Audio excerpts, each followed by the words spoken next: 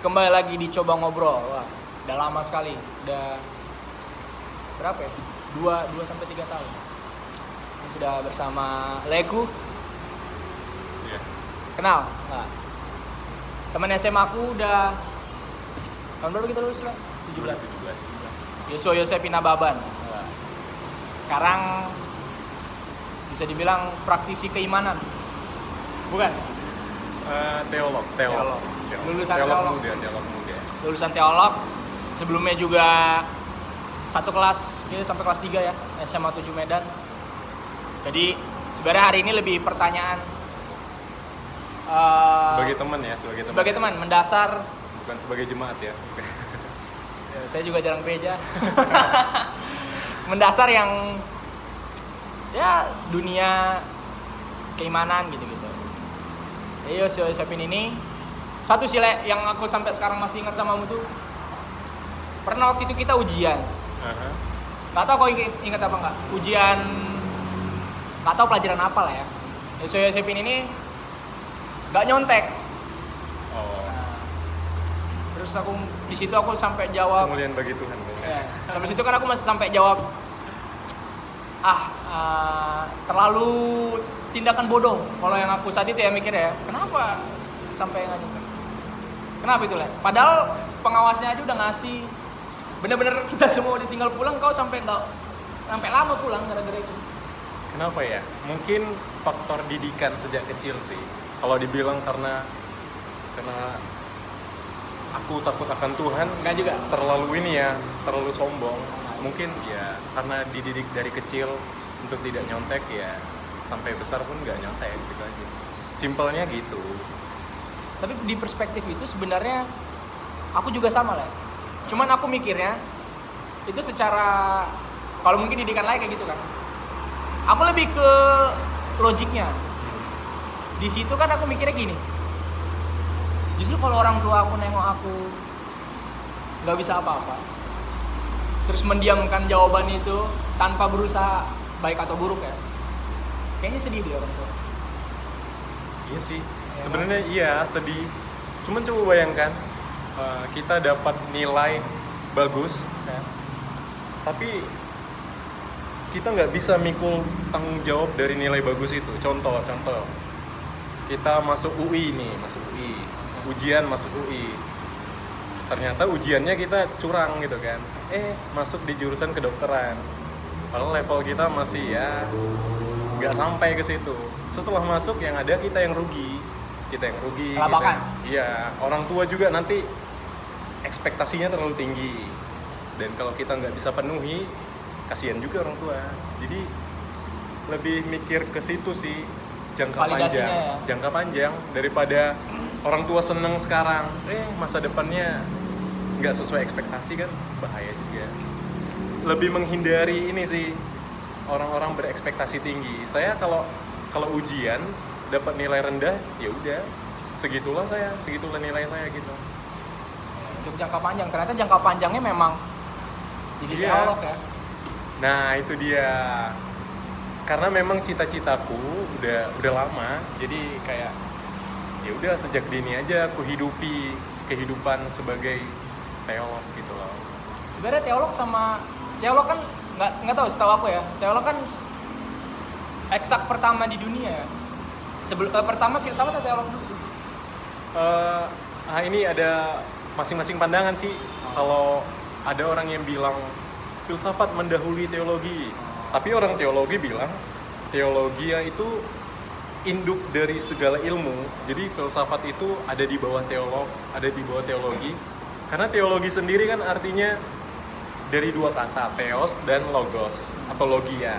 Theos itu kan Tuhan, logia itu pengetahuan atau ilmu atau percakapan. Jadi dari sisi ini ya, teologi ya, kita kan pertama kali berkomunikasi, pertama kali bercakap-cakap itu kan dengan Tuhan ketika pertama kali diciptakan. Tuhan yang pertama kali berkomunikasi. Nah, disitulah pertama kali lahir teologi ya, dari komunikasi antara Tuhan dan manusia. Jadi ya, orang teologi bilangnya ilmu yang pertama ya teologi ya. Walaupun sebenarnya gini sih Le, kan intinya sebenarnya sekarang kau adalah orang pada bidang kerohanian. Iya. Bisa dibilang gitu kan? Bisa dibilang begitu. Walaupun sebenarnya secara dari sejarahnya manusia itu sebenarnya ilmunya orang dulu belajar itu semua justru orang-orang dulu, setuju nggak? Iya, setuju, Ya kan? setuju. Karena nggak ada ilmu lain, belum ada matematika, Oh iya. belum ada fisika. Interupsi. Kenapa banyak orang yang bilang, oh filsafat ilmu pertama? Karena sebenarnya itu mereka berangkat dari menolak adanya Tuhan.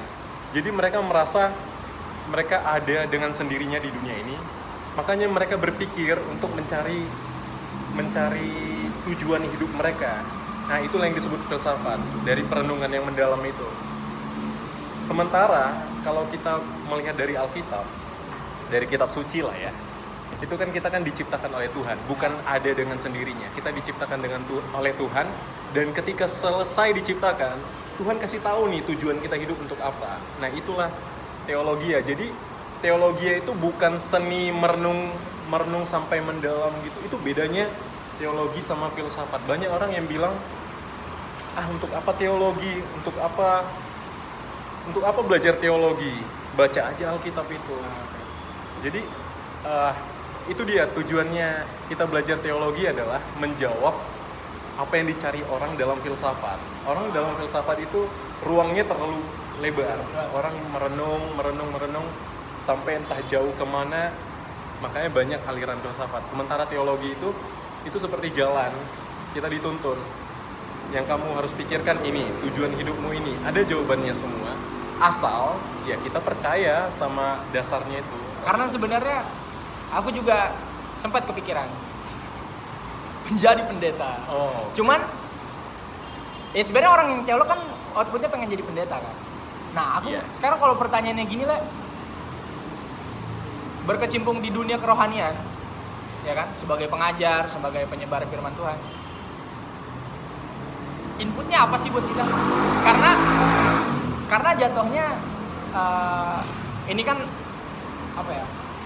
dibilang iseng ya enggak lah, udah serius untuk berkecimpung sebagai nggak memperdalam bukan modernisasi sih, nggak intim kepada sesuatu yang fungsional di zaman mungkin ya bisa gue bilang. Karena inputnya ketika kita di manajemen, inputnya gue jadi corporate, gue jadi ini. Cuman maksudnya apakah memang pure dari berkecimpung di kerohanian itu dibatin aja? Secara keduniawian kan sebenarnya lu juga punya fisik badan nih. Kau kan ada badan, ada setiap hari bangun kan. Yeah. Nah, ini sebenarnya inputnya sebesar apa sih sampai akhirnya oke deh berkecimpung di ini deh, kerohanian. Oh, yang pertama yang harus diperjelas itu sebenarnya dunia ini sudah terlalu membagi dua hal atau dualisme antara yang rohani dan yang duniawi atau yang sekuler lah sebutnya ya, yang rohani dan sekuler, dan menganggap urusan tubuh badan itu bukan bagiannya rohani. Nah ini memang salah sih, karena secara rohani ya, atau dasar dari kerohanian itu kan Alkitab. Nah, Alkitab juga membahas tentang kehidupan di dunia, apa yang kita lakukan dengan tubuh kita, keseharian kita itu dibahas di Alkitab. Jadi ya lengkap. Ya, kalau dibilang batin doang enggak? Batin doang itu maksudnya kurang tepat, dan apa yang kurang ya nggak benar gitu kan. Jadi kalau bicara input itu maksudnya apa yang kita dapat, apa yang kita terima. Apakah itu memang batiniah saja, atau memang ya karena tujuan batiniah sebenarnya kayak gitu? Tujuan batin, istilah teologianya sih panggilan hidup. Ngerti panggilan hidup itu apa? Bagaimana? Ngerti nggak? Bukan panggilan hidup itu bukan ini ya? Latar belakang. Bukan. Panggilan hidup itu lebih ke tujuan kita hidup secara pribadi. Udah ngerti tujuanmu hidup itu apa? Kalau kamu tahu tujuan hidupmu apa, itulah panggilanmu. ya masing-masing orang merasa ada yang bilang tujuan hidupku ya Menemukan orang lain. sambil ku jalani aku akan menemukan tujuan hidupku. Oh, oke. Ada yang bilang sebelum dijalani kita harus punya Tentuin tujuan dulu. Oke. Ada yang Ternyata- bilang nggak perlu kita Jalanin berpikir aja. ke depan, jalani aja. Oke. Apa? Just flowing atau YOLO, you only live once gitu kan. Ya, Nah bagiku secara pribadi tentuin dulu. baru jalani, karena kalau kita jalani tanpa ada tujuan, yang ada hanya penyesalan. Nah puji Tuhannya, syukurnya aku udah dapatkan tujuan itu dari kecil, dari didikan sih. Ada orang-orang yang berjasa yang bisa disebut mentor-mentor lah, orang-orang kerohanian, orang-orang Kristen yang mengarahkan. Kalau dibilang dapat penglihatan, dapat Nah. suara, itu enggak.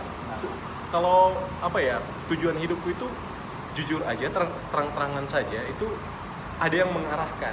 Dan ini enggak salah, di Alkitab pun contohnya seperti Timotius, kalau tahu Timotius, itu juga panggilannya itu didapat dari bimbingan Paulus, ada neneknya, ada mamanya juga. Jadi kalau dibilang di konsep benar juga. Di konsep. Jadi ada koridor yang bukan mengarahkan. Walaupun- Iya, tapi nggak secara ketat. Jadi kita masih punya kebebasan mau ikut arahan atau memilih tidak gitu kan. Ada banyak sih tantangan, kayak ya udah masuk aja matematika kan. Nah, Tahu lah kan di SMA saya suka matematika, suka menggambar, ya kan tahu kan, suka musik juga, main gitar. Banyak sih tantangan, godaan untuk ya ngapain sekolah Alkitab, ngapain jadi pendeta. Kau kan butuh uang, kau kan Yes. butuh kehidupan pribadi, Yes. butuh. duniawi ini Iya. berputar gitu. Nah itu dia. Tapi itu tadi, bagi saya yang terpenting adalah Tujuan hidup tadi. ya. Walaupun nggak nentuin batiniah atau kategori itu kan ada sebenarnya, batiniah dan duniawi ini. Oh iya, itu belum terbahas ya. Ah. Gimana ya bilangnya ya? Apa yang bisa kita lakukan secara duniawi tanpa ada hubungannya dengan batin? Maksudnya contohnya apa yang kita lakukan tanpa ada hubungannya dengan batin atau dengan jiwa? Apa? Hal apa yang bisa kita lakukan secara fisik, secara daging saja, yang tanpa melibatkan batin? Motivasinya doang atau pas teknisnya? Bukan, sebutkan contoh kegiatan apa yang kita lakukan tanpa berhubungan dengan batin. Ada nggak? Sebentar. Kegiatan apa yang nggak ada hubungannya sama sekali dengan kerohanian? Bawa motor, Bawa motor. sesimpel nyampe di tujuan, nggak mikir ya sih, pasti berpikir keselamatan juga ya. Nah, Eh, yang nggak ada hubungan dengan batin. Ada nggak? Tidur, mimpi ya. nggak mimpi. Jadi mimpi itu batin juga. Nah, ada nggak kegiatan yang nggak ada hubungan dengan batin? Seks. Nggak ada hubungan dengan batin. Salah besar. Kenapa? Sedangkan ini di luar dunia teologi ya. Nah, oke. Sedangkan dalam dunia filsafat aja, seks itu bukan sekedar tubuh yang Menyatu. bukan. Oke. Seks itu ada yang disebut hasrat atau gairah. Itu kan bukan fisik kan? Memang dia Itu bukan fisik, itu non fisik. ya, Nah, itu kan. dia nggak material. Nah, jadi sebenarnya tidak ada kegiatan yang tanpa melibatkan hal-hal batin. Nah, Mungkin nanti saya pikirkan. Oh iya. Nanti gue pikir. mungkin pemirsa ada Boleh. teman-teman yang Iya. merasa ada kok kegiatan yang tanpa melibatkan batin. Oke. Boleh ditulis di komentar atau Oh, berarti memang itu ya. Berarti semua aktivitas kita, semua kegiatan kita itu ada kaitannya dengan batin, dengan jiwa, dengan ketenangan. Berarti nggak ada yang batiniah doang, nggak ada yang duniawi doang. Nggak ada yang benar-benar dualisme yang terpisah, yang dibagi, itu nggak ada. Semuanya saling berkaitan, saling terlibat. Iya. Makanya sebenarnya justru yang paling penting kebutuhan paling penting itu yang harus dipenuhi kebutuhan jiwa. Itu kalau itu setuju. Setuju ya? Iya, kalau itu setuju. Cuman Karena kalau kebutuhan fisik, apa sih maksudnya berapa sih harga untuk memenuhi kebutuhan fisik? Contoh ya, makan. ada Berapa sih kebutuhan apa? Untuk makan ini berapa yang kita keluarkan untuk kebutuhan makan? Kebutuhan apa lagi? Kebutuhan yang fisik aja, fisik. Iya. Contohnya olahraga. Berapa yang harus kita butuhkan untuk memenuhi kebutuhan ini? Olahraga dan sebagainya. tempat tinggal. Tapi coba dalam hal stres, lebih mahal mana yang kita butuhkan? Kebutuhan fisik atau kebutuhan jiwa? Yang paling mahal, yang paling kebutuhan fisik atau kebutuhan jiwa yang paling mahal? Karena nggak material. Kalau batin tuh nggak bisa gini ya. Mungkin kalau menurutku ya, aku ngelihat antara batin dan duniawi ini bukan semu. Karena nggak material batin, jadi dia tidak bisa dikalkulasi untuk takarannya berapa. Tapi kalau kehidupan pasti ada. Berapapun variabel apapun yang kita bahas, pasti itu tekniknya ada angkanya. Bensin 7.000. Sementara kalau batin, misalnya, gimana biar tetap senyum? Nggak bisa, nggak ada. Jadi dia tidak bisa dikategorikan ini terlalu mahal, nggak juga. Karena pas aku amati di dalam hidupku juga, batin tuh contoh dari yang dia sedih mau ke ketawa, bisa cuman gara-gara tidur. Benar. Bisa lebih murah dari fisik, bisa jauh lebih mahal. Bisa. Tapi pernah tahu nggak informasi orang-orang kaya, orang-orang yang sultan lah bilangnya, bunuh diri Banyak. padahal dia punya segalanya. Tahu Bill Gates? Ini nggak, cerai nggak? Bill Gates cerai. Kurang apa sih Bill Gates itu? Kekayaannya banyak. Kekayaannya kurang apa? Nggak ada kan? Gaji Bill Gates berapa ya? Case by case sebenarnya apa ya? Pikiran yang pendek sih. Itu beda, situasinya beda. Karena kalau kita langsung ambil compare kayak dia udah kaya tuh tapi dia meninggal, if you bego banget, ya memang konsekuensinya kayak gitu. Bukan karena dia merasa tertekan, enggak. Memang sumbu pendek. Karena nggak semua orang ketika tertekan outputnya mati. Dia tuh karena lebih milih saya tertekan, lebih baik mati. Jadi kalau kita balikin ke background dia udah kaya raya tapi dia tetap bunuh diri. Bukan karena kekayaannya itu, cuman sumbu pendek pikirannya. Yakin sumbu pendek. Contohnya, nggak usah lah langsung ke bunuh diri. Contoh cerai lah. Seorang Bill Gates akalnya sependek apa sih? Atau sepanjang, yakin Bill Gates akalnya pendek? Maksudnya, ini kan perceraian ini kan berarti ada masalah kan? Yes. Yakin orang sepintar, menurutmu Bill Gates itu pintar atau jenius ya? Yakin orang sejenius Bill Gates itu terlalu sumbu pendek untuk menyelesaikan masalah cerai? Enggak, saya yakin sih Bill Gates ini karena keadaan gitu. Iya, itu dia. Justru karena ada kebutuhan batin yang nggak bisa terpenuhi olehnya. Makanya muncullah tindakan-tindakan seperti itu, cerai, bunuh diri, atau apa ya, melakukan kekerasan, menyiksa diri, dan sebagainya. Ada kebutuhan batin yang tidak bisa dibeli dengan apapun. Nah, betul, itu memang harganya nggak tahu nominalnya. Cuman bukan berarti dia sangat mahal. Itu maksudnya. Penekanannya di situ. Jadi kalau ya setuju kan, kalau batin itu nggak bisa kita bilang ini mahal banget, ini murah banget, nggak. Benar. Apa ya? Bukan semu. Angkanya nggak bisa ditentukan. Benar sih. Tapi biasanya yang contoh tadi ya, contoh kecil tadi kayak senyum, kita ngelihat hal-hal kecil bisa tersenyum gitu kan. Senyumnya berapa lama sih? Yakin nggak murung lagi? Masih murung lagi? Ya. Atau ini dia, dunia psikologi ya. Dunia psikologi itu seringkali memberikan alternatif yang, maaf nih ya buat para psikolog, ya bisa dibilang murahan. Maksudnya jangka pendek doang, kayak kamu perlu healing. Kalau kamu stres, kamu perlu healing. Oke, dengan itu akan terobati. Dengan itu akan terobati. Pulangnya pusing, pulang lagi. Duit habis. Ya, okay. Atau apa lagi ya, contoh lain selain healing, kamu perlu belanja atau istirahat atau apa gitu kan, yakin itu bertahan sampai berapa lama sih? Nah, dunia teologi memberikan jawaban yang kamu sebenarnya kita bisa tebak kalau yang bicara orang teologi pasti ujung-ujungnya Tuhan.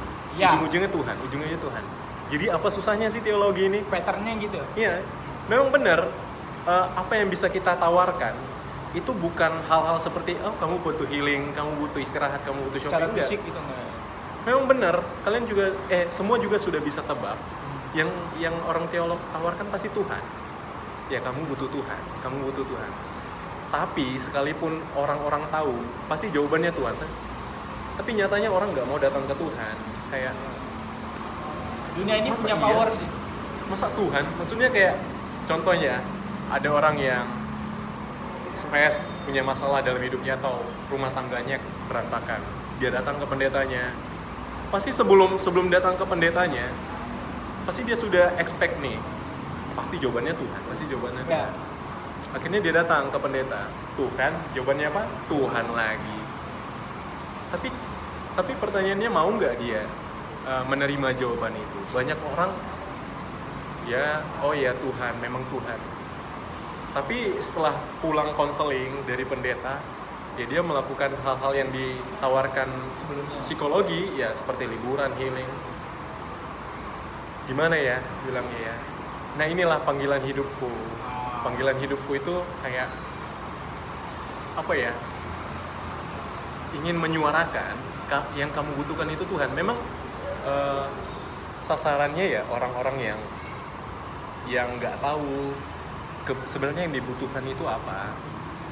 Aku melihat banyak orang ingin memuaskan kebutuhan batinnya dengan hal-hal yang merusak seperti seks bebas, narkoba, apa lagi hal-hal yang merusak, judi, apa tawuran banyak, ya itulah kekerasan. Sangat disayangkan. Sebenarnya itu jawaban, cuman nggak sejati. Enggak, justru itu bukan jawaban, itu jebakan. Itu jebakan iblis. Di momen itu dia terselamatkan, setuju gak? Karena Itu semu. betul. Mereka pikir mereka puas. Ternyata dari dalam mereka rusak. Semakin lama makin rusak. Contoh orang yang seks bebas. Kenapa sih Tuhan melarang seks bebas? Demi kebaikan siapa sih? Yang jarang dipikirkan orang ya sebenarnya itu demi kebaikanmu sendiri. Pasti. Kamu nggak boleh seks bebas, itu demi kebaikanmu sendiri. Tapi jarang orang sadari, kamu nggak boleh narkoba, itu demi kebaikanmu sendiri. Kamu nggak boleh ya hal-hal yang merusak lainnya lah. Ya. Berarti kalau balik lagi kedua tadi ya, kategori batin dan dunia tadi kan ternyata sebenarnya nggak ada yang ini satu batin. Terpisah ya, nggak ada yang benar-benar nggak berhubungan. Iya. Termasuk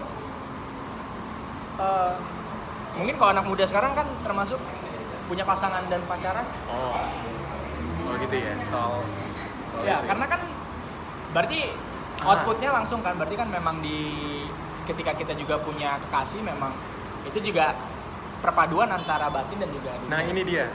Sekarang kalau saya sih kalau ada kasus untuk membedah kasus itu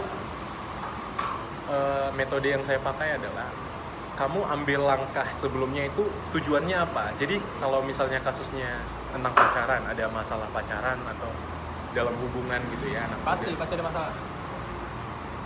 Saya akan tanya, sebenarnya tujuanmu pacaran apa? Kalau tujuanmu pacaran ikut-ikutan, ya wajar kamu mengalami kayak gitu karena batinmu belum siap.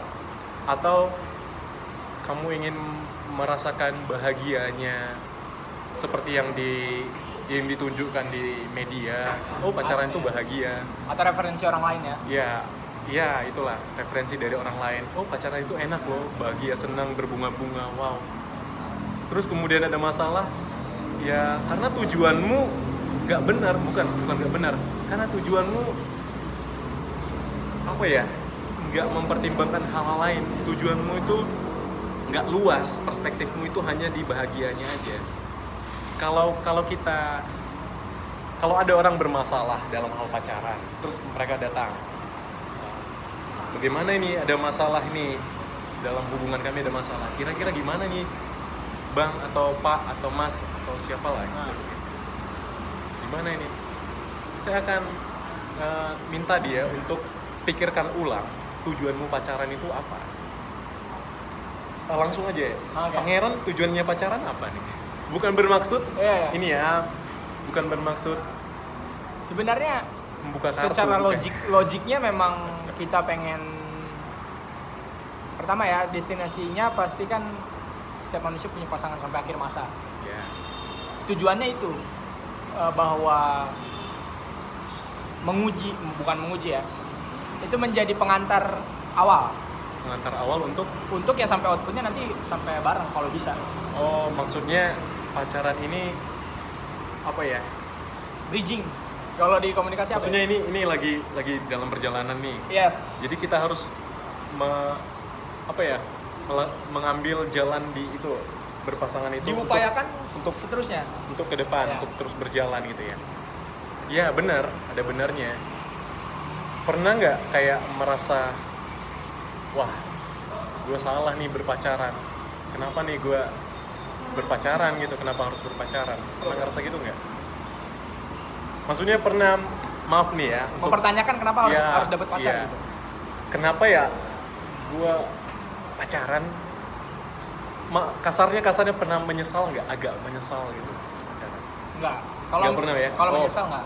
Cuman memang masalah di dalamnya memang bikin panik. Cuman ya itu balik lagi, kalau memang tahu yang tadi tujuan punya output ya untuk sampai akhir masa itu, memang harusnya dia nggak akan balik ke pertanyaan itu ya, kenapa gue menyesal, kenapa gue ini. Tapi memang di dalamnya ini kan kompleks antara perpaduan batiniah tadi sama duniawi. Balik langsung kan, berapa kebutuhan untuk pacaran? Ada nominalnya ada. Iya, ada. Hal yang dipenuhi untuk batiniah saat pacaran ada. Pastilah. Nah, Gak itu. mungkin. Nah, itu ya berarti memang sejalan untuk hasrat dan duniawi barengan. Berarti dijalanin aja dong. Bukan, kita ganti istilah ya, nggak usah pakai duniawi. Duniawi memang kesannya ini negatif, lebih ke fisik, hal fisik dan hal non fisik atau batin lah. Ya, kalau nggak mau dibilang rohani ya batin, fisik dan batin. Dalam hal pacaran ya, kalau jawaban saya sih, ini saya orangnya nggak suka mendoktrinasi, kamu harus ini percaya, enggak. Saya akan tawarkan alternatif jawaban saya. Kalau jawaban saya sih, mengapa kita harus pacaran? Sebenarnya karena Tuhan setting itu, Tuhan desain itu. Yang pertama, realitasnya kita hidup dari, maksudnya kita dilahirkan dari orang yang berpacaran atau dari pasangan, yaitu bapak dan mama kita kan. Tuhan udah sediakan, Tuhan sudah fasilitasi, Tuhan sudah persiapkan itu semua. Dari kita lahir kita udah tahu kita berawal dari mana, cara alurnya. Ada pasangan, kita dari pasangan, kita dari bapak dan mama kita. Maka kehidupan itu harus terus berlanjut dan kita harus bener yang kamu bilang, kita harus melewati fase itu. Yang pertama itu Tuhan sudah siapkan itu, dan juga Tuhan sudah siapkan ini kan, gejolak di fisik kita, ada hormon, ada keinginan, ada rasa cinta yang tumbuh, ya kan. Misal juga kan mau nonjok juga. Maksud dalam hal pasangan. Tuhan udah siapkan itu. Jadi ya memang Tuhan mau, Tuhan menghendaki kita berpasangan, kita berpacaran. Lalu tujuan yang selain itu kita untuk menghidupi kasih sebenarnya. Maksudnya bukan input, bener yang kamu bilang, itu harus output. Jadi tujuan kita itu bukan untuk mendapatkan, tapi memberi. Jarang orang tujuannya itu untuk memberi. Kebanyakan orang berpikir tujuanmu kesini untuk apa? Oh, supaya aku dapat ini. Tujuanmu melakukan itu apa? Oh, supaya aku dapat ini. Jarang orang berpikir Biar gini ya. apa tujuan, misalnya ya, apa tujuanmu ke sini, kopi kenangan? Tujuan gue, saya mau memberi uang nih. Tujuan gue supaya apa, pengusaha kopinya ini senang gitu, jualannya laku. Makin kaya. Jarang orang yang orang dapatkan supaya gue mendapatkan fasilitasnya, supaya gue nyaman, supaya gitu. Nah, ini yang harus diubah. Mari berpikir untuk memberikan. Tujuan itu pemberian diri. Tujuan kita berpacaran untuk memberikan kasih, memberikan perhatian, memberikan memberikan hati, memberikan pikiran, perasaan, semua untuk satu orang, yaitu pasangan kita. Jangan 2 orang, jangan 3 orang. Jadi tujuan kita untuk memberi. Nah ini dia bahayanya kalau tujuan kita untuk menerima. Contoh, tujuan kita pacaran siapa? Untung pangeran gak jawab gitu. Tujuan kita pacaran supaya kita bahagia, supaya kita nyaman, supaya kita diperhatikan. Nah ini penyebab masalah dalam hubungan. Ketika kurang ya. Karena mereka akan kecewa. Loh, kok nggak sesuai dengan tujuanku? Sebaliknya, kalau tujuan kita untuk memberi, seperti Allah kan telah terlebih dahulu memberi. Dia memberikan semua yang kita butuhkan. Kita diciptakan hari ke-6, dia sudah berikan semua. Langit dan bumi dan isinya. Bahkan juru selamat juga dia berikan, gitu kan. Kalau tujuan kita adalah untuk memberi, bukannya kita akan kecewa dalam hubungan, justru kita akan semakin erat, semakin dewasa, semakin baik. Progresnya itu makin baik lah, makin sempurna gitu. Kalau kita mengerti tujuan kita, karena setiap hari kita harus evaluasi tujuan kita. Sadar atau tidak, orang akan mengevaluasi tujuannya. Contoh, banyak orang anniversary, hari ini bukan anniversary lah ya, Hari Valentine. lebih populernya contohnya pergantian tahun. Orang akan evaluasi, kok tahun ini ya buruk, tahun ini berat. Banyak orang evaluasi diri, saya kurang rajin, kedepannya akan lebih rajin lagi, ini kurang ini, kedepannya akan lebih. Tapi dalam hal pacaran jarang orang mengevaluasi begitu. Sadar nggak sih kalau hari Valentine yang diingat itu apa? Yang dia terima, kita udah kemana aja, kita udah jalan kemana, kita udah ini kemana. Jarang orang evaluasi. Ini udah mau dekat Valentine nih. Jarang orang evaluasi, aku kurangnya apa ya dalam hubungan ini, aku kurangnya apa? Aku kurang memberi, atau aku kurang perhatian, atau aku kurang ada untukmu. Sebenarnya kalau mungkin untuk menutupinnya di akhir yang ini ya, bagian udah ngerembet ke pacaran dan juga fisik dan batin. Fisik dan batin. Kan pas penerapannya, dia kan melebur, iya dong, ya kan? Iya. Ya, Saya pakai istilah ada secara bersama-sama. Ya, ada secara bersama-sama. Dan porsinya naik turun. Iya. Setuju kan? Kadang iya. Gimana kalau ternyata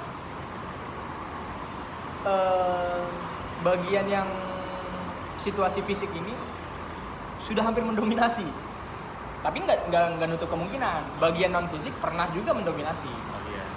Nah, karena kan contohnya gini, malam minggu fisik mendominasi, hari minggu non fisik mendominasi. Nah, pasti ada keadaan kayak gitu, pasti. Berarti kan sebenarnya mereka bermata dua juga, justru bisa mengancam menjadi buruk, bisa mengancam menjadi baik. Kenapa nggak langsung kita pakemin aja bahwa jangan disatukan sebenarnya. Kan, walaupun tadi kita udah di awal ya, nggak ada, semua udah barengan itu antara fisik dan non fisik. Itu gimana? Nah, memang kalau kita ikut arus, kalau kita terlalu lepas tangan, jadilah kehendak maksudnya dalam pengertian duniawi ya, bukan rohani. Jadi kehendakmu maksudnya apapun yang terjadi terjadilah, sera-sera gitu kan. Ya itu kita kan lebih mengikuti daging, kita kan mengikuti fisik. Tapi besok non fisik. gimana ya? Nah, kan keadaannya jangan seakan-akan maksudnya itu udah pasti fisik terus, enggak juga. Nah, itu dia kerohanian kita itu, atau Non-fisik. kerohanian kita itu nggak berlaku cuma 1 minggu harusnya. Mungkin ya nggak semua orang melakukan ibadah itu bukan sekali seminggu, setiap hari. Iya benar. Harusnya Harus. itu untuk menjaga ya itu supaya kita tidak terlalu menuruti daging kita itu. Jadi latihan rohani itu perlu. Alkitab juga mencatat kita supaya latihan rohani. Gimana ya, bukan bermaksud menggurui, tapi ya cuma itu satu-satunya jalan. Kalau kita bilang kalau kita bilang sok suci lu, ibadah tiap hari, kan hari Minggu udah cukup. Yakin udah cukup. Itu kayak ya itu tadi hari Minggunya gitu kan. Fisik. Bukan hari Minggunya Hari Minggunya non fisik. non fisik, batin, kerohanian itu dipenuhilah kebutuhannya. Mendominasi. Nah, tapi kalau cuma hari Minggu doang, ya itu ya Senin masih ingat, Selasa masih ingat, Rabu ya udah mulailah, Kamis udah dapat masalah, Jumat udah dapat godaan, Sabtu eksekusi. Nah itu dia, itu bahayanya, kayak perlu perlu api, pakai istilah api ya, untuk menghangatkan, untuk membakar, untuk mengingatkan. Jadi itu harus tetap menyala. Jadi latihan, bukan hanya latihan badani aja yang ada, latihan rohani juga ada. Itu perlu tiap hari. Ya gimana ya, baca Alkitab nggak tiap hari? Nggak. Tapi syukur sih sekarang udah ada ini ya, udah ada media dan banyak juga konten rohani di situ. Pertanyaannya seberapa sering yang kita lihat yang rohani? Nah ini dia, sebenarnya kita punya pilihan.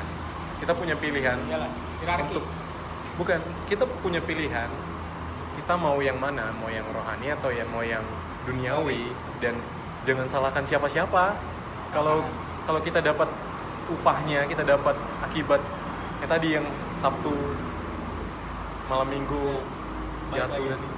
Jangan salahkan siapa-siapa kalau kita jatuh ke situ dan kita dapat upah yang kayak gitu. Itu karena pilihan kita sebenarnya. Berarti memang antara fisik, non fisik, batin dan duniawi tadi kan kita menentukan, ya kan? Kita yang nentuin dong. Sampai di mana dia mendominasi, sampai di mana dia stop, sampai di mana dia. Dan kalau bisa memang beriringan terus sama porsinya sesuai, sepadan kan gitu kan antara dua ini. Benar, kita disuruh, bahkan Alkitab juga bilang matikan keinginan daging. Kita disuruh. Bahkan sampai mati. Iya, dimatikan, maksudnya matikan itu maksudnya perangi, bukan dihilangkan. Iya, kalau bisa hilang bisa, tapi ya Gak realistis bisa. aja. Kita masih dalam daging. Ya kalau mau hilang ya tunggu mati lah baru hilang. Jadi tiap hari harus diperangi. Kalau ada keinginan ke situ, lawan, perangi. Tapi kalau pakai kekuatan kita sendiri nggak bisa. Dan itu kalau dipersingkat ya sulit. Iya, memang sulit. Karena apa? Sangat. Karena kita belum pernah menang. Kita Kita masih dalam daging kan. Kita belum pernah menang. Hanya satu yang pernah menang. Ya Tuhan kita pernah menang. Yesus. Dia pernah menang waktu di malam sebelum dia ditangkap di Taman Getsemani. Dia pingin cawan atau salib itu dia pingin hindari. Maksudnya kalau boleh lalulah, biarlah cawan ini lalu daripadaku. Tapi itu secara jujur, secara terbuka dia sampaikan terang-terangan lah. Tapi satu-satunya pilihan keputusan keputusan yang satu-satunya jalan bagaimana dia bisa menang, bagaimana dia bisa taat lakukannya Ya. dengan menyerahkannya sama Tuhan. Jadilah kehendakmu. Artinya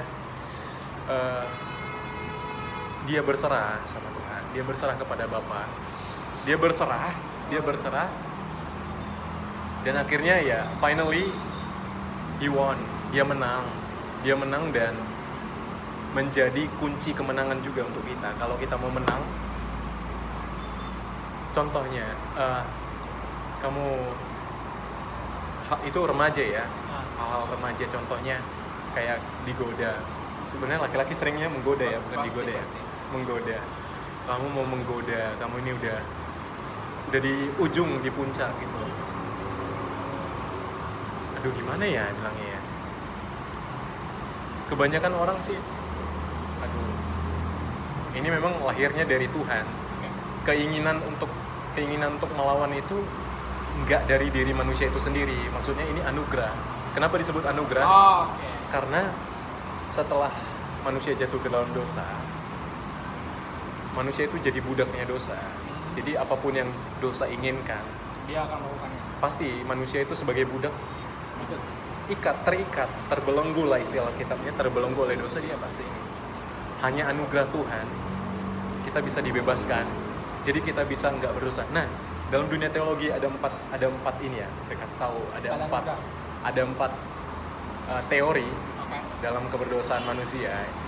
Yang pertama itu sebelum bahasa Latin, sebelum jatuh ke dalam dosa, manusia itu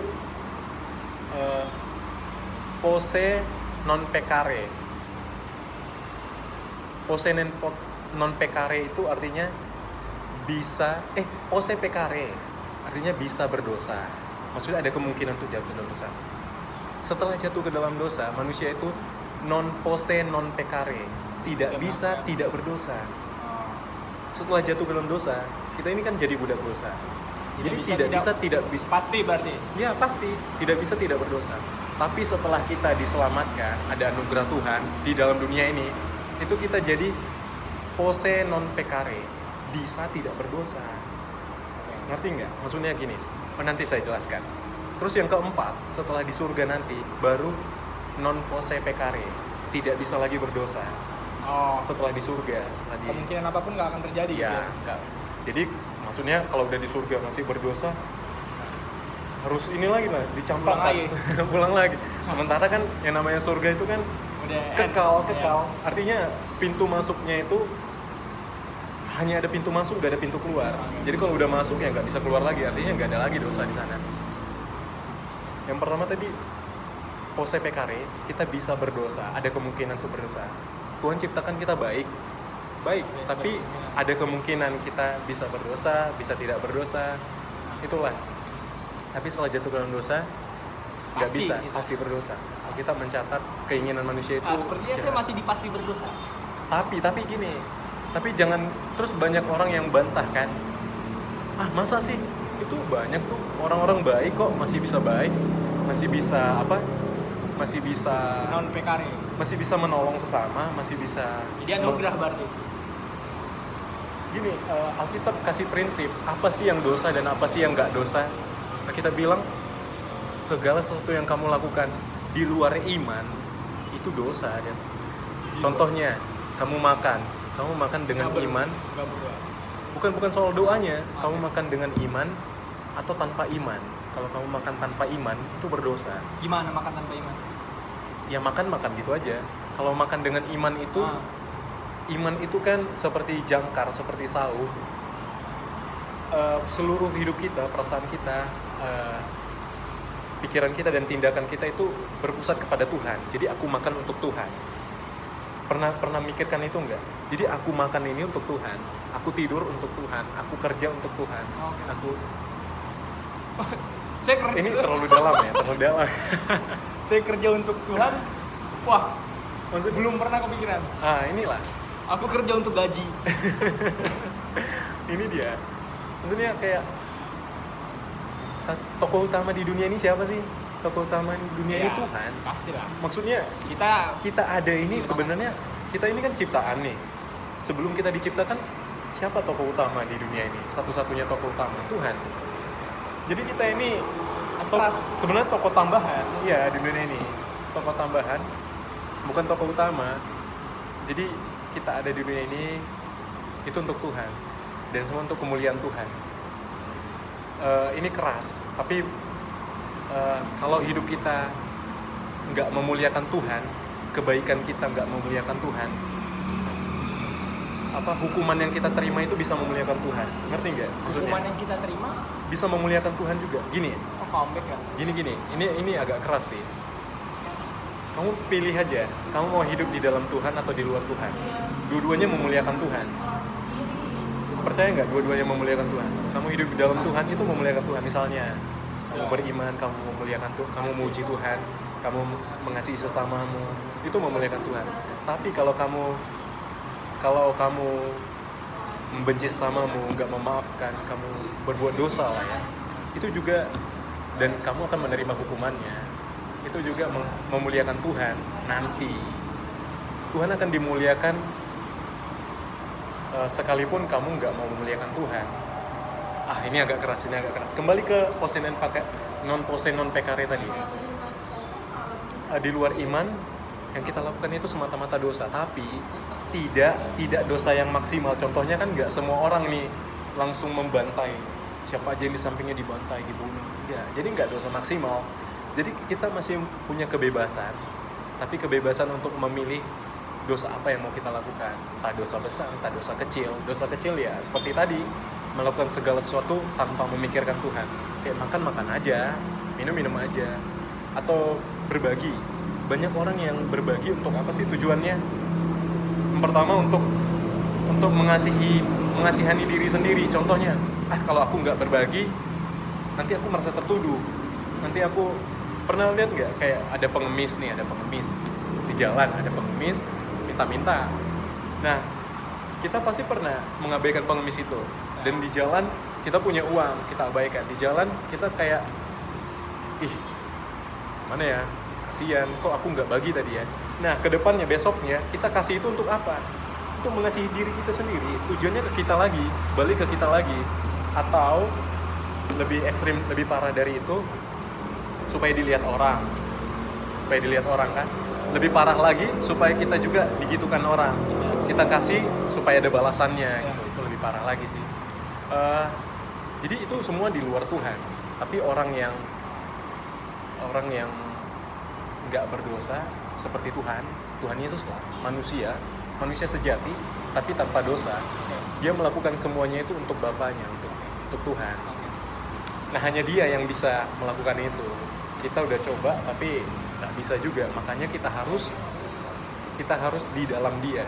Kita bergantung sama Dia. Jadi iman kita, kehidupan kita itu, dan doa kita itu dalam nama Tuhan Yesus. Artinya semua yang kita lakukan itu bergantung sama Tuhan. Nanti ketika kita diadili, dihakimi, bukan lagi hidup kita, bukan lagi tentang apa yang udah kita lakukan, tapi siapa juru selamat kita. Kalau juru selamat kita Yesus, nanti yang dinilai, raport yang dikasih itu bukan raportnya kita, tapi raportnya Yesus. Raportnya Yesus yang sempurna itulah yang membuat kita diterima di surga. Jadi bukan kesempurnaan kita, tapi kesempurnaan Tuhan Yesus. Oke, terlalu panjang. Tapi mungkin ya secara ringkas itulah, bahwa ternyata kita punya kuasa untuk diri kita tadi ya. Iya. Kita sebagai manusia bukan robot. Iya. Kita diciptakan dan disuruh bertanggung jawab. Ya, di antara fisik dan non fisik tadi, di antara mengasihi tadi. Ya berarti buat, ya mungkin sambil mengakhiri ini memang kita apa ya? Memang kita berpengharapan ya semungkinnya untuk memuliakan Tuhan. Walaupun tadi boleh lu nggak memuliakan juga Tuhan ya. Iya. Kalau lu lagi. Lu mau berbuat dosa ya silahkan. Endingnya itu juga memuliakan Tuhan. Endingnya kebinasaanmu pun akan memuliakan Tuhan. Karena tokoh utamanya tetap Tuhan. Tapi mau nggak binasa? Nah, lebih mendingan mana kan gitu. Kemuliaan Tuhan itu kita sebagai apa ya? satu tim, kalau dalam sepak bola pasti akan ada perayaan, pasti akan ada selebrasi. Nah, pertanyaannya, kita ada di tim yang menikmati selebrasi atau di tim yang kalah gitu loh. Gitu. Dan bahkan selama ya masih berpengharapan, masih punya Tuhan, masih beragama, mendingan sih berselebrasi bersama dengan Tuhan kan. Bukan mendingan, Harusnya begitu. Ya, berarti jangan bebal, nggak ada mendingan. Ya. Terima kasih Lego. Closing statement dulu nih. Closing statementnya untuk anak-anak muda ya. Pemirsa ini anak-anak muda. Anak-anak muda kalau mau pacaran, saya review sedikit. Tujuannya itu untuk memberi. Kalau di luar daripada itu, kita akan kecewa. Pasti. Nah, memberi dan pacaran dengan iman, maksudnya iman itu gimana sih?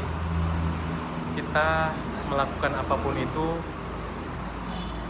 pikiran kita, perasaan kita, tindakan kita itu berpusat kepada Tuhan.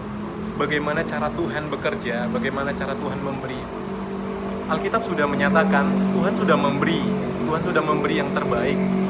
Maka kita sebagai orang yang beriman kepada Tuhan, berikan yang terbaik pada pasanganmu, berikan yang terbaik pada orang tuamu, pada sesamamu, berikan yang terbaik karena Tuhan sudah memberikan yang terbaik.